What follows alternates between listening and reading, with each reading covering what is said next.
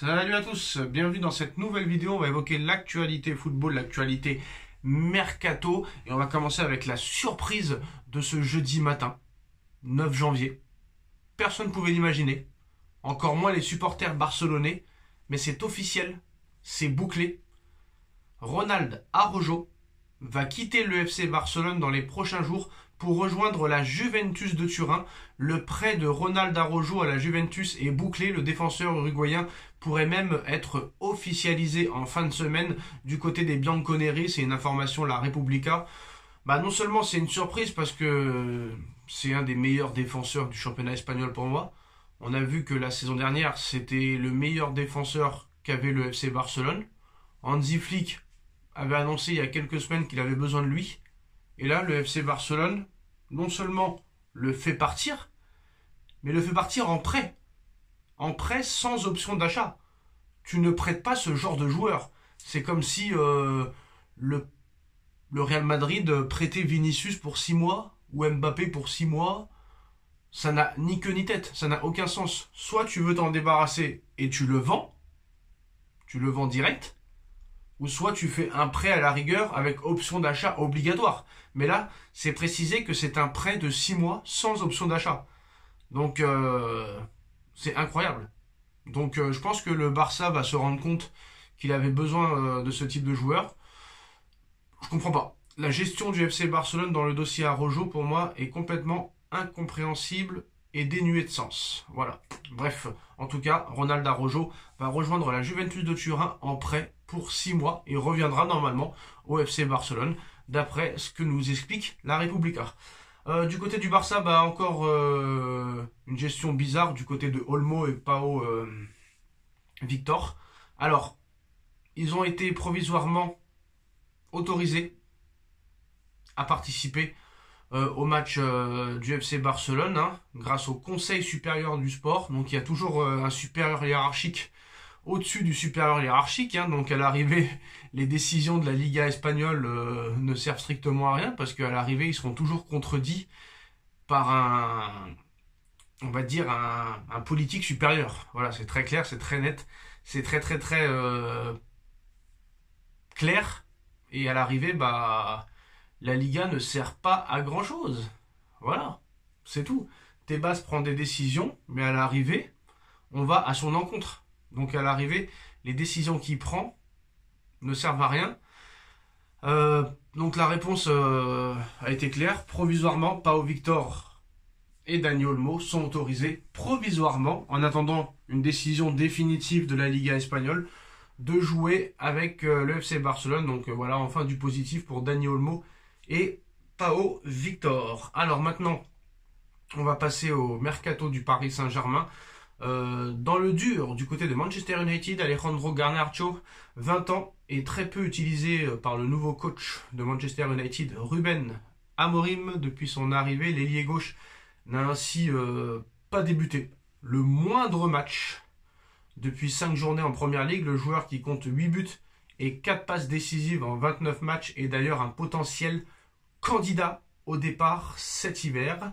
Selon The Times, l'Atlético Madrid est intéressé, mais hésite à tenter sa chance, n'ayant pas forcément besoin d'un renfort à ce poste. Le club espagnol, en plus, hésite également de mettre de l'argent sur un joueur qui a quitté, pour rappel, le club librement il y a plus de 4 ans. Mais un autre club est à l'affût. En effet, le Paris Saint-Germain a un œil très attentif pour le jeune talent argentin de 20 ans. Pour rappel, Luis Enrique a demandé un ailier fort pour concurrencer Barcola ou Désiré Doué. Et Campos a songé à ce joueur-là. Maintenant, à savoir si Luis Enrique sera intéressé, parce qu'apparemment c'est vraiment Enrique le patron. C'est plus Nasser, c'est pas Campos, c'est pas le Qatar, c'est pas le prince Al-Thani, c'est Enrique. Voilà, Pochettino, Galtier, Tuchel, Emery n'ont pas eu le droit à de tels privilèges. Monsieur Enrique a le droit. Donc voilà, le PSG surveille Alejandro Garnacho. Garnacho, je vais réussir à le prononcer. Moi, ce qui me dérange, c'est souvent quand des clubs comme ça se débarrassent de ce genre de joueurs, il faut se poser la question. Mais Manchester United, côté mercato ces dernières années, c'est pas du tout ça. Voilà, c'est pas du tout ça. Et je pense qu'un mec comme Enrique peut-être pourrait relancer ce genre de joueur. Maintenant, à savoir combien Manchester United demandera pour ce joueur-là. Quand tu vois que Angel Di Maria au Benfica Lisbonne bah, enchaîne les doublés, doublés, doublés, doublés, doublés, t'aurais dû garder Di Maria et ça aurait été beaucoup plus économique. Bref, je ne suis pas le directeur sportif du Paris Saint-Germain, malheureusement pour eux. En ce qui concerne Rashford, personne ne veut de Rashford. Personne ne veut de Rashford. Le seul club qui est intéressé par Rashford, c'est Comme. Comme en Italie. Donc là, on peut vraiment se poser la question du niveau de Rashford à l'heure actuelle. En tout cas, le Paris Saint-Germain a aussi reçu plusieurs offres depuis le mercato d'hiver et ça va sûrement continuer cet hiver pour Vitinha. Pour le moment, Paris ne compte pas s'en séparer et a refusé toutes les offres. Non seulement il a tout refusé, mais le Real Madrid apparemment a envoyé une offre de 40 millions d'euros au Paris Saint-Germain. Voilà, c'est une information, le Parisien.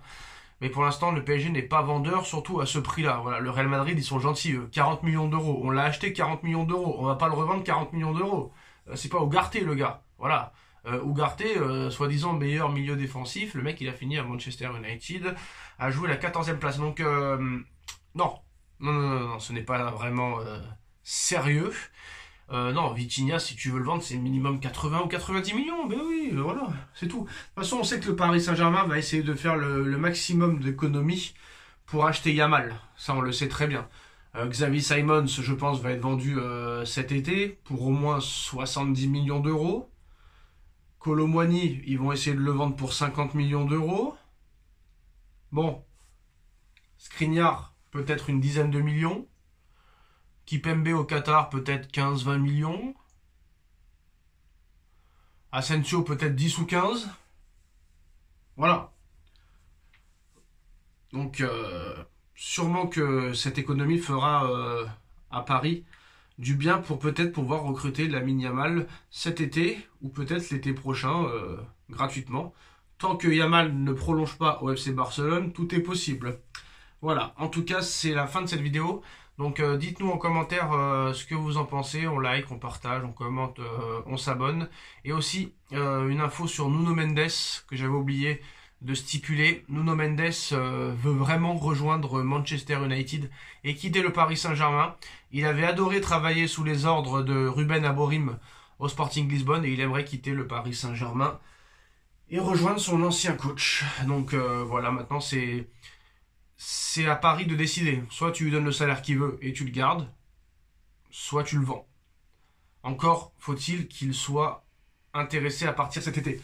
Mais vu le salaire que Nuno Mendes a au PSG, je pense qu'il n'y aura pas de difficulté à le vendre cet été, parce que ça m'étonnerait qu'il reste encore un an à toucher seulement 100 000 euros par mois. Ça c'est sûr et certain. Donc dites-moi tout en commentaire. Tchuss.